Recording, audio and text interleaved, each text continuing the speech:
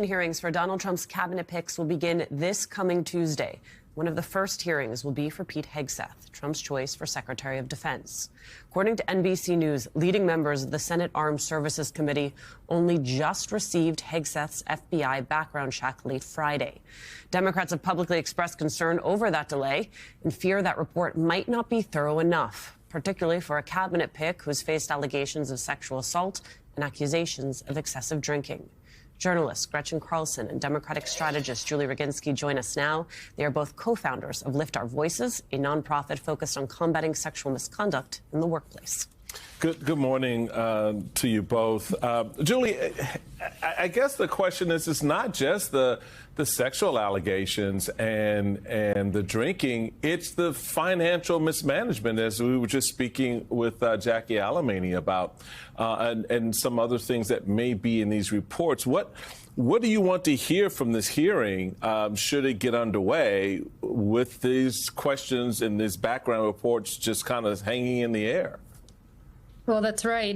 Good to see you all. Thank you so much for having us this morning. I think the larger problem here is that senators don't have access to this FBI file, that it was given to the ranking member and the chair, but not necessarily disseminated to people on the committee who will be asking those questions. And so when you don't know which questions to ask, because you don't know what's necessarily in the background check, you don't know what to probe for, and you don't know what the details might be. And so this seems to me kind of a rush job where they're trying to shove Pete Hegseth through without vetting him properly. And as somebody who worked with Pete back at Fox and somebody who knew him back in the day, I can tell you that there are questions that need to be answered on behalf of the American people, not just about his behavior with women, not just about how he ran the organizations that he ran that have financial impropriety, but also his behavior since then. All of those questions deserve to have a fair hearing because he is up for a very important job that literally has life and death consequences for all of us. Yeah, I mean, that is the point here. A very important job, frankly. I have said for a while that Pete Hegseth, we appreciate his service, but having served in the United States military is actually not the only qualification needed to be the Secretary of the Department of Defense. Like there's more there, but those are the bulk of his qualifications. Wall Street Journal is noting that there are many senators that have questions. Joni Ernst specifically has some questions for Pete Hegseth. This is an article that came out today. Ernst is a former Army National Guard commander and endured a torrent of criticism from prominent Trump supporters late last year after publicly raising specific issues she wanted Hegseth to address: the role of women in the military, sexual assault prevention, and auditing the Pentagon for waste and abuse. Her questions and eventual votes could be key to Hegseth's future, as well as her own. Gretchen, I think Joni Ernst is an important figure here. What do you think here? Oh, yeah. I mean, she's the linchpin to this. But what's really troubling to me, and I think should be troubling to all women and men, quite honestly, is that this shouldn't just hang on the shoulders of female senators to be the ones that are actually going to ask the tough questions or actually raise the issues of sexual misconduct. We as a country should all be concerned about this. And I think what was disheartening to Julie and myself and many other people who work in this advocacy space was that before the end of the year, the questions seemed to be centering on the mismanagement, allegedly, of these nonprofits that he ran, and the potential allegations about drinking, and the sexual misconduct allegations were sort of shoved to the side as if, oh, well, those are lower tier concerns.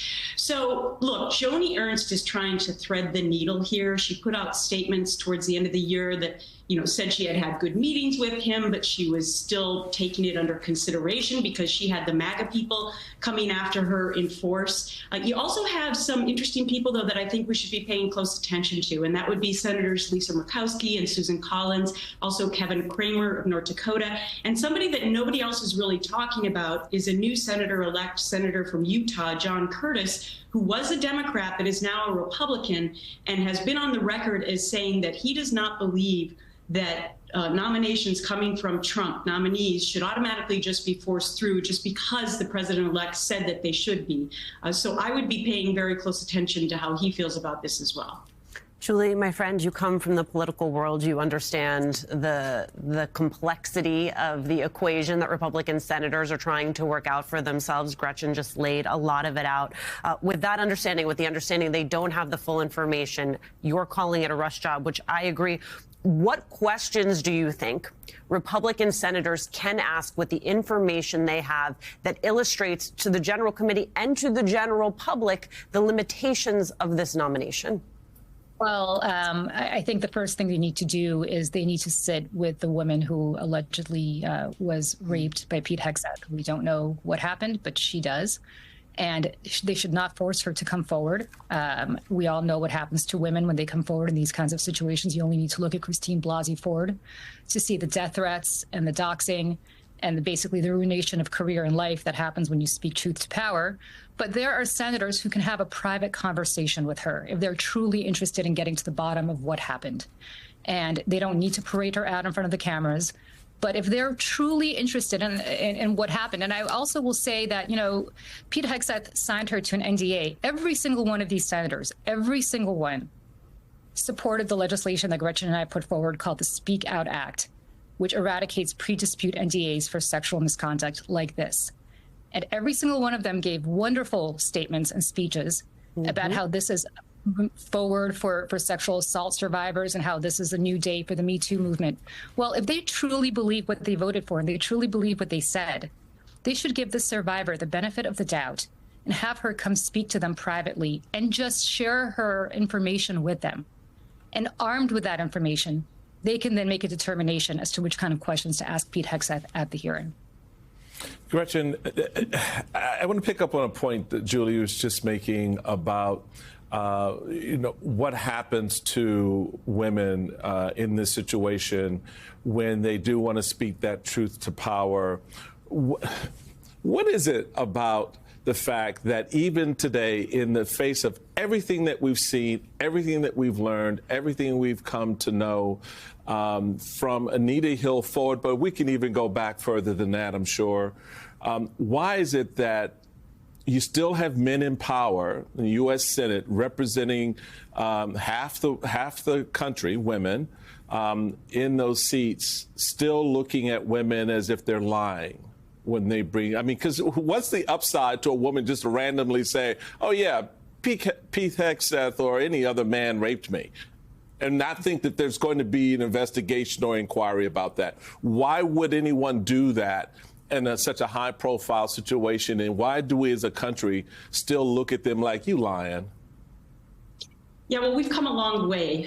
When you do the work that we do on a daily basis, my case at Fox News was already 8.5 years ago, but we've made tremendous strides since that time. Women are actually being believed. There are severe consequences for predators in our society. But Julie and I often say that even though we passed 2 bipartisan bills into law in 2022 in the most hyper-political time of our generation to eliminate silencing mechanisms that keep these women at bay with their stories never to be heard, even though we accomplished that, changing culture, we often say, is more difficult than even that. Passing laws is the first way to try to, for lack of a better term, force companies and other individuals into treating these courageous people who come forward in a better manner.